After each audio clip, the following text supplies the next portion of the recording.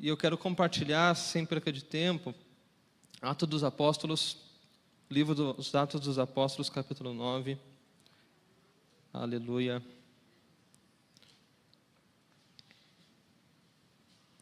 Versículo 5.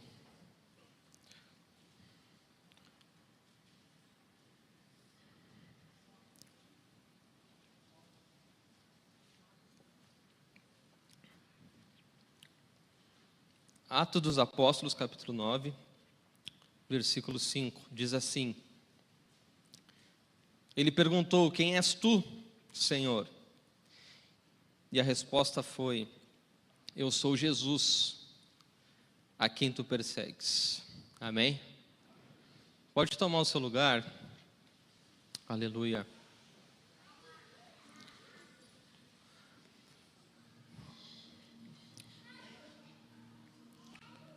Irmãos,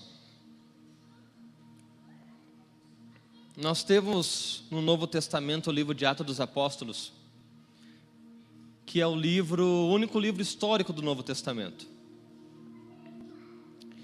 E esse livro foi escrito por Lucas, aquele mesmo Lucas que nós temos ali o Evangelho de Lucas, o mesmo autor que escreve aquele Evangelho com o objetivo de trazer uma biografia sobre a vida de Cristo, sobre toda a sua missão, sua obra, sua vida, desde o seu nascimento até a sua ressurreição. E ele faz isso da melhor forma possível. E ainda ele tinha mais um desejo, o desejo de poder escrever, registrar a história da igreja. Para aquele que quer saber a história da igreja, como é que começou esse negócio de igreja? Como é que viviam os irmãos, a comunidade cristã, ali no primeiro século? Como que os irmãos viviam? O que eles faziam? Nós temos como um presente para nós Atos dos Apóstolos, em que Lucas então continua com seu objetivo de trazer ao conhecimento dos seus leitores a história da igreja. E ele faz isso, lá no começo ele vai dizer que ele fez toda uma investigação, ele ouviu muitas pessoas, até testemunhas oculares, pessoas que viram as coisas que ele registra. E também, uma parte do livro para frente, ele mesmo está presente, ele vai narrar coisas que ele mesmo viu. Ele, juntamente com o apóstolo Paulo, ele foi um companheiro do apóstolo Paulo nas suas viagens missionárias, e ele mesmo participou, tanto é que ele vai usar a expressão no livro nós. Então nós chegamos em tal cidade, então nós fizemos tal coisa, então nós saímos daqui e fomos para lá. Isso demonstrando que ninguém contou nada para ele mesmo viveu aquela experiência. E o texto que nós lemos aqui, que é um texto conhecido, daquele que já tem um tempo de fé, é um texto conhecido. E eu fui voltado a esse texto novamente, irmãos, e eu creio que é um propósito de Deus.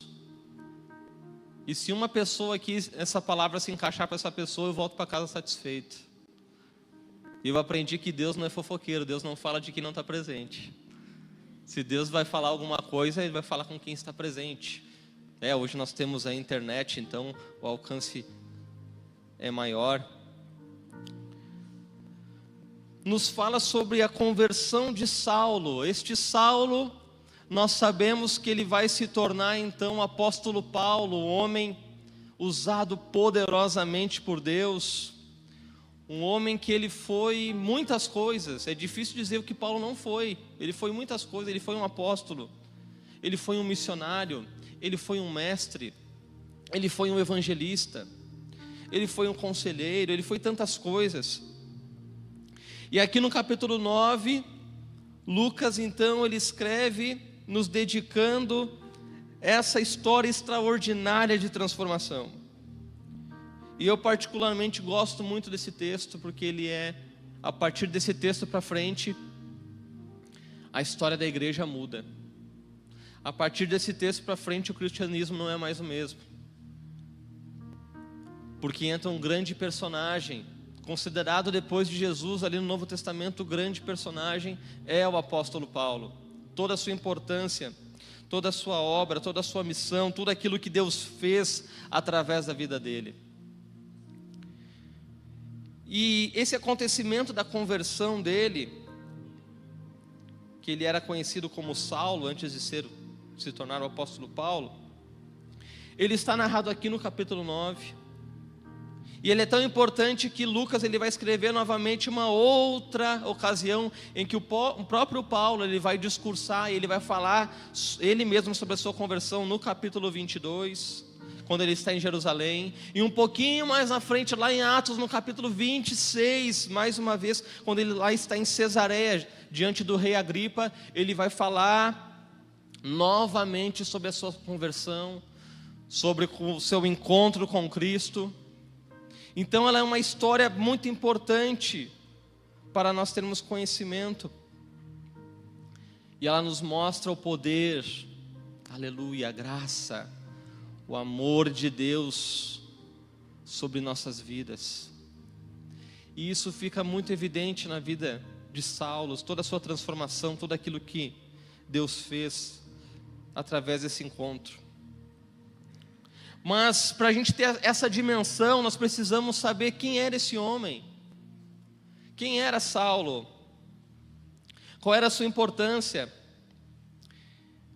E se nós pesquisarmos, nós vamos ver que Saulo, ele era um fariseu, ele era a seita mais severa da religião judaica, eram os mais zelosos, os mais extremistas, eram os fariseus. Ele tinha aprendido toda a lei aos pés de Gamaliel, um grande rabi daquela época. Saulo ele era um homem culto, ele era um homem poliglota, falava vários idiomas. Saulo ele tinha algo especial que poucas pessoas tinham, ele era um cidadão romano, algo que poucas pessoas na época, temos que nos lembrar aqui que nessa época quem dominava era o Império Romano. Então pessoas de alta posição, de classe alta, ou pessoas que tinham prestado um serviço relevante para o Império, eles recebiam a cidadania romana, que dava alguns benefícios. Então a pessoa que tinha a cidadania romana era uma pessoa privilegiada, era uma pessoa que era destacada na sociedade. Então este era Saulo. E quando surge, irmãos, a igreja aqui, em que Lucas vai escrever para nós, nós vemos aqui que Lucas, ele registra então que os apóstolos eles vão para um lugar chamado cenáculo, e eles ficam lá reunidos, mais alguns discípulos esperando a promessa da descida do Espírito Santo. E nós vemos que o Espírito Santo desce sobre eles no capítulo 2, eles ficam cheios do Espírito Santo, e ali eles começam então a pregar o Evangelho. A multidão começa a fluir, diz a Bíblia, diz que as pessoas começam a se achegar, as almas começam a se converter. Pedro e João, aqueles homens comuns, começam a pregar com poder e autoridade, e as pessoas eram convencidas, as pessoas eram trazidas ao arrependimento, as pessoas estavam vindo para o Evangelho. E é interessante em Atos a gente ver isso. Aqueles homens ali que a gente vê nos evangelhos, Pedro e João, muitas vezes vacilando, muitas vezes não entendendo as coisas, muitas vezes não querendo que Jesus fosse para a cruz, muitas vezes não querendo que as pessoas chegassem perto de Jesus. Agora esses homens eles estão cheios do Espírito Santo, e eles pregam, e as pessoas se convertem, eles são usados por Deus, eles oram e os enfermos são curados.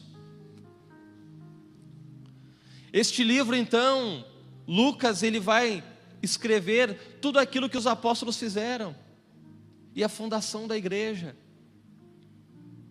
E quando ele escreve, ele vai dizer, aqui nos capítulos anteriores ao 9, que começa a crescer, a igreja começa a crescer em Jerusalém, começa, como a galera diz aí fora, começa a bombar o Evangelho, começa a crescer, começa a chamar a atenção das autoridades religiosas, eles começam a ficar movidos de ciúmes e invejas. E aí se levanta uma grande perseguição contra a igreja. E essa perseguição, ela se torna tão forte, tão ferrenha, que ela faz com que os discípulos começam a se espalhar. Eles já não podem andar livremente em Jerusalém, e eles começam a se espalhar, começam a ir para outras cidades. Nós vemos, por exemplo, Filipe vai para Samaria, e Deus começa a usar ele de uma forma extraordinária, com sinais, com milagres em Samaria. Então, nós percebemos que, para eles, num sentido, naquele momento, a perseguição era algo ruim, era algo que veio para atrapalhar, mas pelo contrário, a perseguição foi uma grande bênção. Porque a perseguição fez com que eles não ficassem somente em Jerusalém. Quem sabe eles iam ficar quantos anos ali? Fez com que eles se espalhassem. E eles não se espalharam com medo, eles iam se espalhando e pregando, se espalhando e falando do amor de Deus, se espalhando e levando, anunciando o nome de Jesus onde eles iam. Tanto diz que o avivamento foi tão grande em Samaria que Pedro e João, que eram os apóstolos, os líderes naquele momento, eles vão até lá ver qual é a situação, e eles realmente veem que a graça de Deus está naquela cidade, que Deus estava fazendo uma grande obra. Só que a perseguição lá fica tão grande que a Bíblia fala que havia um homem que era um diácono da igreja, cheio do Espírito Santo, cheio de sabedoria, Estevão. As autoridades pegam Estevão, e Estevão, conforme a lei, ele é apedrejado até a morte. E aquilo assusta o povo.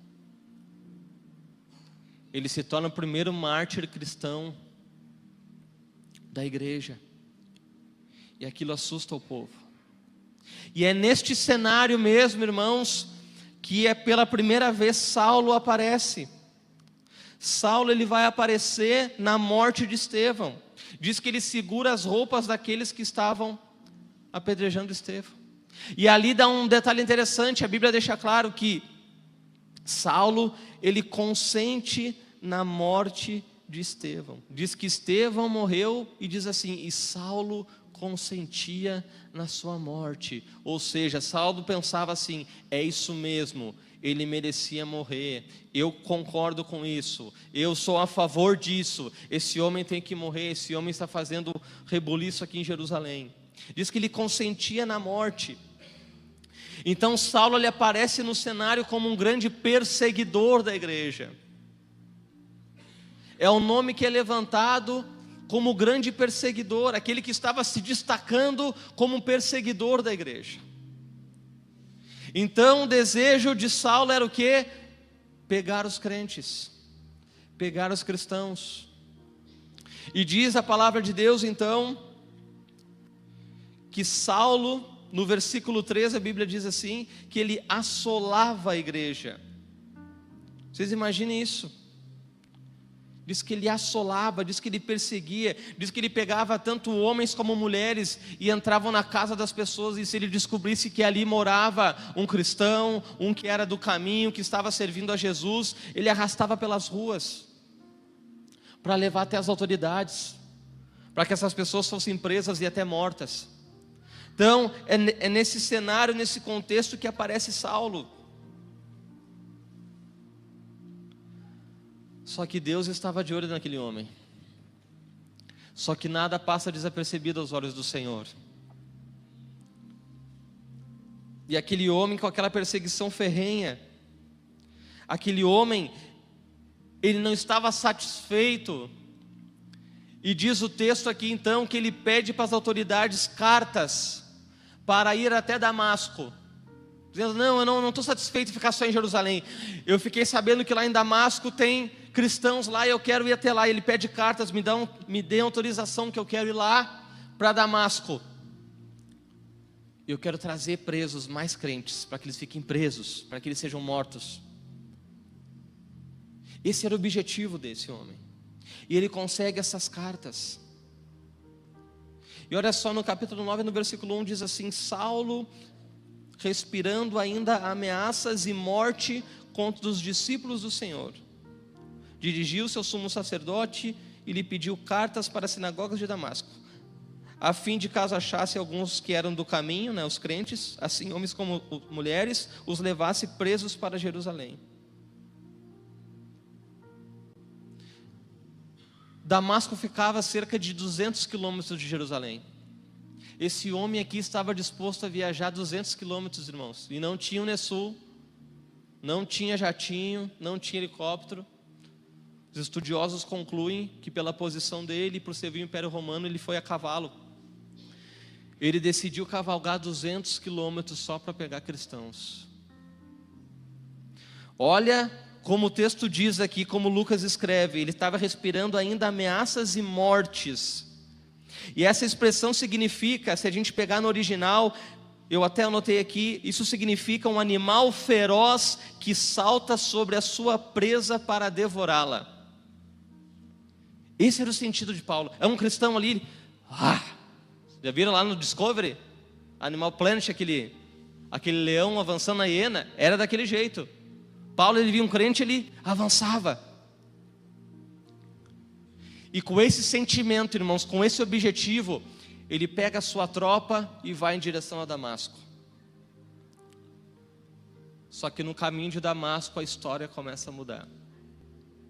No caminho de Damasco acontece algo extraordinário. Diz o texto aqui que ele estava se aproximando de Damasco. Versículo 3, se a irmã puder voltar para mim. Ele estava se aproximando de Damasco e subitamente uma luz do céu brilhou ao seu redor. Subitamente.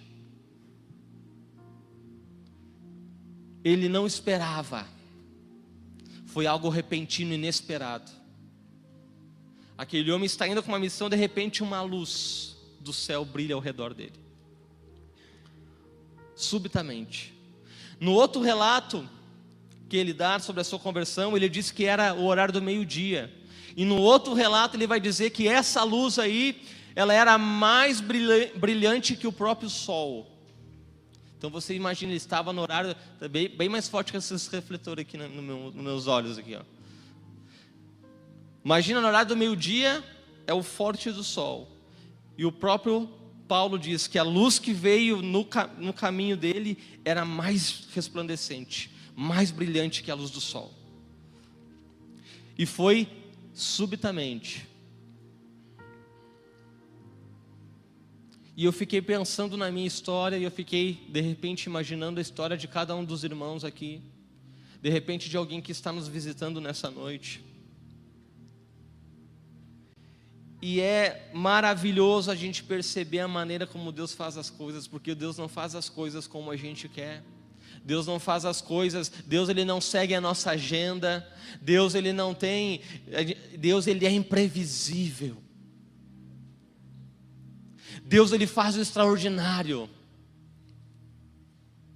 Diz que subitamente ele não esperava, e algo aconteceu e fez ele parar.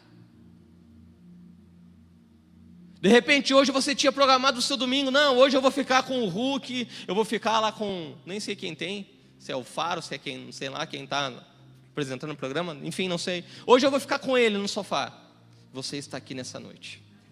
Subitamente, Ele te trouxe aqui. Aleluia. É subitamente, é quando você não espera. Quando eu entreguei minha vida para Jesus, foi subitamente, eu não esperava que naquela sexta-feira lá, em 2001, eu estaria numa igreja chorando aos pés do altar, ajoelhado, querendo entregar minha vida para Jesus. Eu não imaginava naquele dia. Eu quero que você pense aí no dia da sua conversão, como é que foi. Certamente você não esperava, não, hoje eu vou me converter, hoje eu vou. Não foi, a maioria não foi assim. Você não esperava, você nem imaginava ir num culto, e você foi num culto, e você ouviu o Evangelho, e o amor de Deus alcançou a tua vida, e a graça de Deus te envolveu, aleluia, e você entregou sua vida para Cristo. Por quê? Porque a maneira que Deus faz é subitamente, é de uma forma inesperada, quando você não está esperando. Subitamente aquela luz vem no caminho dele e faz aquele homem parar, e diz o texto que ele cai por terra. Ele cai por terra. Jesus chega para Saulo e diz assim: chega, Saulo, até aqui tu me persegue, e aqui para. Aleluia. Isso é maravilhoso, irmãos. Dá vontade de rir e chorar ao mesmo tempo. Jesus dá um basta na vida daquele homem. Em quantos de nós Jesus teve que dar um basta um dia, dizendo: não, chega dessa tua vida, chega desse teu jeito, chega de viver dessa forma. Esse homem aqui, ele era tão prepotente, ele era tão arrogante, ele era tão soberbo, que só daquele jeito mesmo Jesus, ele sabe como lidar conosco. Para alguns aqui de repente foi mais fácil, você ouviu um Jesus te ama, um folheto veio e pronto. Para outros não, para outros teve que ser mais difícil. Para outros você teve que se machucar, você teve que ficar doente, você teve que sofrer, você teve que perder. Meu Deus, quantas histórias nós temos aqui. Mas o Senhor sabe como lidar com cada um de nós que está aqui neste culto. Você, internauta, Ele sabe lidar com você. Ele sabe como nos pegar no caminho. Ele sabe como nos dar um basta. E aquele homem ali, só daquele jeito, tinha que vir uma luz e derrubar e parar ele. Diz que ele cai por terra. Aquele que está no seu cavalo, de repente, todo prepotente, todo arrogante, vão lá, de repente conversando no caminho: vamos lá pessoal, vamos pegar esses crentes, vamos pegar esses miseráveis e tal. E daqui a pouquinho brilha aquela luz e ele cai.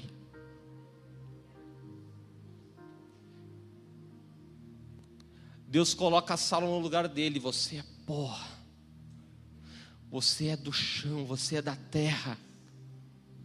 E vem algo do céu sobre a vida dele.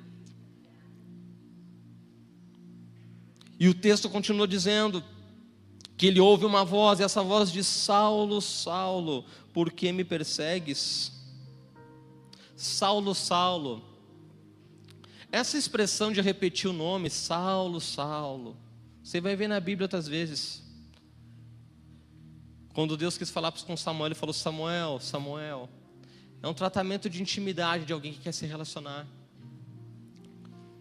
Ele diz: Saulo, Saulo, por que me persegues? E Saulo pergunta: quem és tu, Senhor? Irmãos, para aquele Saulo ali chamar alguém de Senhor, e esse Senhor aqui significa, se a gente for ver no grego, no original, esse Senhor aqui é Kyrios, que é o mesmo termo que se usava para o imperador romano. Para esse Saulo chamar alguém de Senhor, porque ele estava vendo que a coisa não estava boa, alguma coisa estava acontecendo. Ele está dizendo assim: alguém maior que eu me parou agora. Aleluia.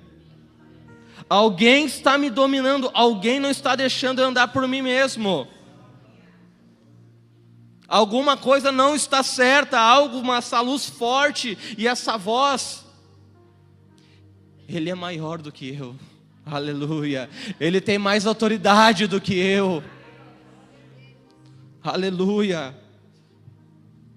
E aquela voz diz, faz uma pergunta: por que me persegues? Ele pergunta: quem és tu, Senhor? E a resposta: eu sou Jesus, quem tu persegues. Quem é que Saulo estava perseguindo? Os cristãos, a igreja. Então nós aprendemos com esse texto que quando alguém persegue os cristãos, persegue a igreja, está perseguindo o próprio Senhor Jesus. Jesus não estava na terra mais. Jesus aparece para ele e diz: você está me perseguindo. E ele: mas quem és tu, Senhor? Eu sou Jesus, você está me perseguindo. Aquele homem era um perseguidor.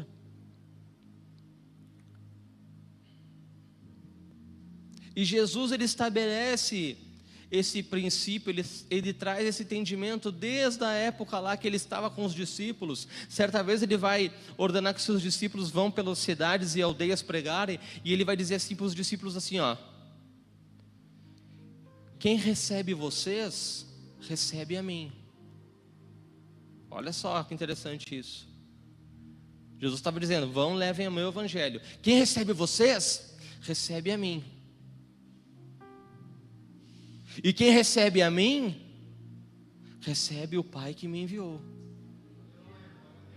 Agora, quem rejeitar vocês, não está rejeitando vocês, está rejeitando a mim. E está rejeitando o meu Pai. Então, Jesus estava dizendo para Saulo: Saulo, você está perseguindo a minha igreja, está perseguindo os meus filhos. Saulo então ouve essa voz, ouve a resposta da sua pergunta. E aquela voz diz para ele: mas levanta-te e entra na cidade, onde te dirão o que te convém fazer. E os companheiros dele ouviram a voz, mas não entendiam qual era aquela voz, o que aquela voz estava dizendo. E diz aqui o texto, irmãos, versículo 8: então se levantou Saulo da terra, e abrindo os olhos nada podia ver. E guiando-o pela mão, levaram-no para Damasco. Esteve 3 dias sem ver, durante os quais nada comeu nem bebeu. Olha o cenário desse homem. Jesus está quebrando ele todinho. O homem que estava indo a cavalo todo prepotente cai por terra. Quando passa aquela cena ali, ele está cego, não consegue ver nada, está no chão cego. Ele que estava liderando a tropa agora aquela tropa que está com ele está guiando ele pela mão para levar ele até Damasco. Olha como Deus começa a mudar a história desse homem. Ele entra na cidade amparado pelos seus companheiros, cego, totalmente perturbado por que estava acontecendo. Irmãos, Jesus estava quebrando esse homem para fazer algo grande na vida dele, não para destruir. E é isso que Ele faz conosco. Ele continua fazendo isso. Jesus, quando Ele nos traz para a sua presença, quando Ele aparece no nosso caminho, é para nos quebrar, para fazer algo melhor. É para nos quebrar, mas não nos exterminar. É para nos quebrar, mas não para nos destruir. Um grande pregador da história da igreja chamado Spurgeon diz assim: quando Deus quer fazer algo grande na vida de um homem, primeiro Ele o quebra em pedaços. Tem gente que já não quer uma coisa grande de Deus, hein? Você quer algo grande de Deus? Deus vai te quebrar. Nem aqueles gurizinhos na saída da escola: vou te quebrar. Ele quebra. Para Deus mudar a vida desse homem aqui, Ele tinha que quebrar ele todo. Eu vou te deixar sem visão. Eu vou te deixar andando, amparado por outros. E diz que ele entra na cidade e fica 3 dias sem ver. E ele aproveita e não come e não bebe, já faz um jejum apavorado.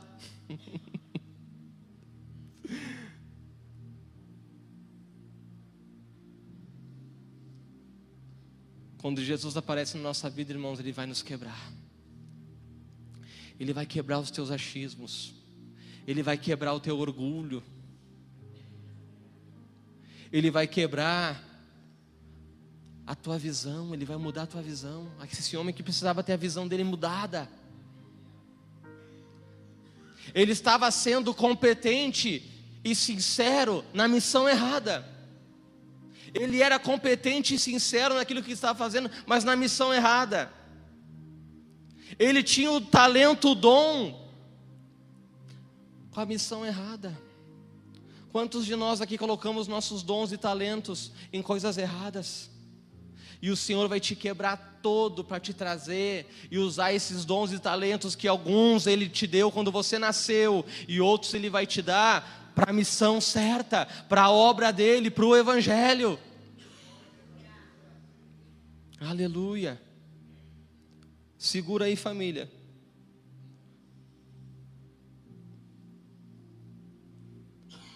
Numa outra passagem que Paulo ele vai contar sobre essa experiência da conversão, diz que Jesus diz mais uma frase para ele que não está aqui no capítulo 9. Só em algumas versões. Jesus vai dizer assim para ele: dura coisa é recalcitrar contra os aguilhões. Isso Jesus estava dizendo para ele: você está sendo teimoso, você está sendo rebelde. O aguilhão era o instrumento que o boiadeiro tocava o boi, tocava a boiada, que carregava o arado. Era um instrumento, tinha um metal na ponta. E aí quando o boi estava cansadinho, estava querendo, ele dava cutucada. E tinha uns boi rebelde, brabo, que dava o coice contrário.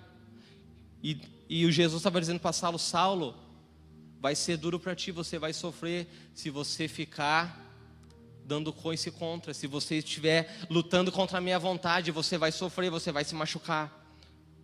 Dura coisa para ti recalcitrar contra os aguilhões. Paulo, se converte, se submete à minha vontade, aceita o meu chamado, aceita o que eu tenho para ti. Irmãos, nessa noite aqui, quem sabe para alguns esse culto, ele é um caminho de Damasco. E Jesus apareceu, e a luz está brilhando, e a voz está falando contigo. Receba o chamado, aceite, pare de sofrer longe de Deus, deixe de ser teimoso, teimosa. Venha, o Senhor separou esta noite. Eu contei toda essa história para dizer para você algo simples, só que é poderoso. O Senhor marcou um encontro contigo.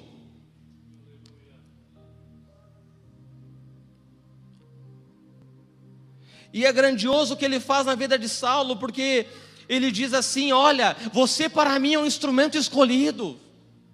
Você vai levar meu nome aos gentios, aos outros povos, diante de reis, diante de autoridades. Aqui na frente o tempo está correndo e eu tenho que correr. Jesus vai dizer para ele assim: ó, eu vou te mostrar o quanto importa sofrer pelo meu nome.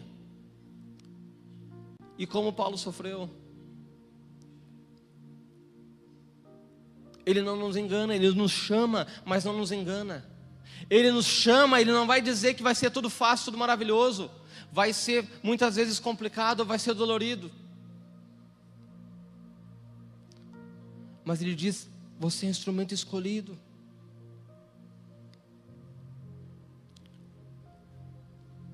O Senhor aparece também para Ananias, um homem que estava ali na cidade, dizendo: Ananias, eu tenho uma missão para ti. Vai lá em tal lugar, tem um homem lá chamado Saulo. E a fama dele era tão grande que o Ananias já conhecia ele, dizendo: Saulo, esse cara está pegando todo mundo, matando todo mundo, prendendo todo mundo, eu não vou lá. E diz: vai, você vai, porque ele é um instrumento escolhido. Aí Deus dá a chave para ele assim: ó, Ananias, vai lá porque Saulo está orando. A oração era uma característica, uma marca do cristão primitivo. Ananias entende: ah, se ele está orando, então eu vou. Não é qualquer um que ora. Ele está orando. Eu quero que você vá lá e ponha as suas mãos sobre ele. Quando você colocar as suas mãos sobre ele, ele vai voltar a ver. Diz que aquele homem vai lá, faz aquilo que Jesus ordenou que ele fizesse. Diz que então Saulo, cai umas escamas dos seus olhos, ele torna a ver, ele se levanta, já é batizado nas águas.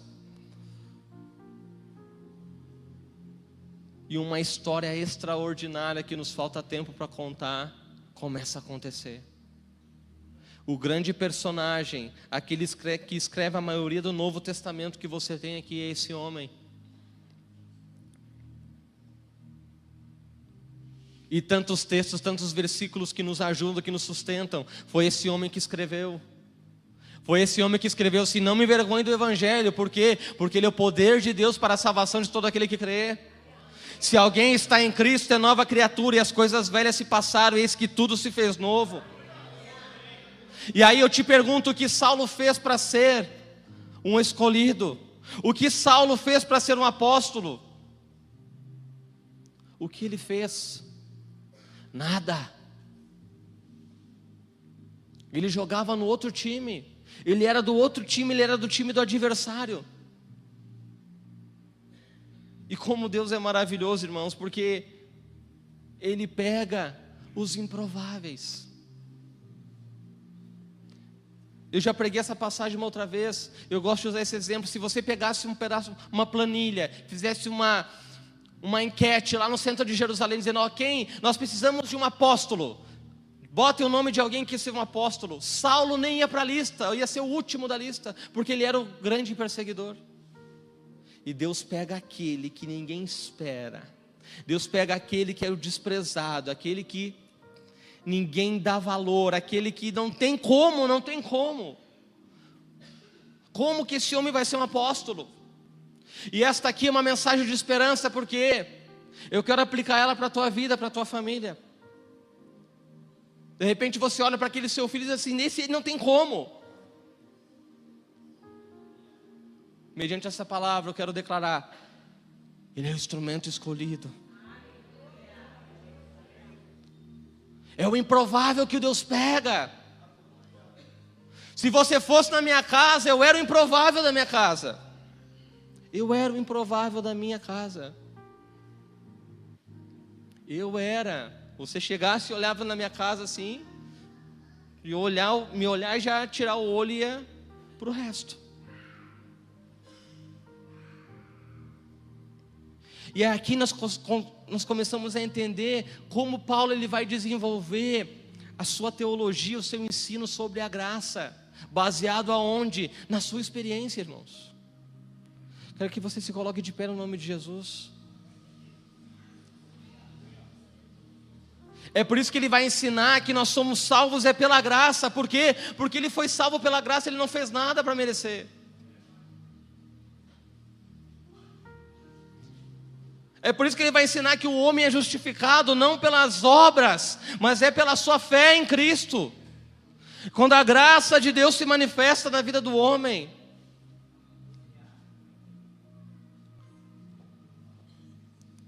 Nessa noite, o Cristo que se encontrou com Saulo, ele está aqui nessa noite. E assim como ele tocou na vida desse homem, e assim como ele transformou a vida desse homem, ele quer fazer conosco, ele quer fazer com a tua vida. Esse homem aqui teve a mente, o coração dele totalmente transformado. Esse homem aqui de perseguidor passou a ser perseguido. Agora os judeus corriam atrás dele.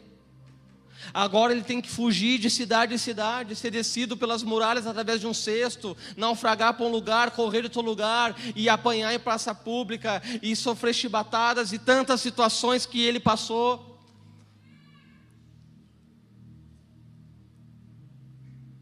Mas ele tinha uma convicção: Jesus me escolheu. Se puder aí um improvável, mas escolhido sair, fecha legal.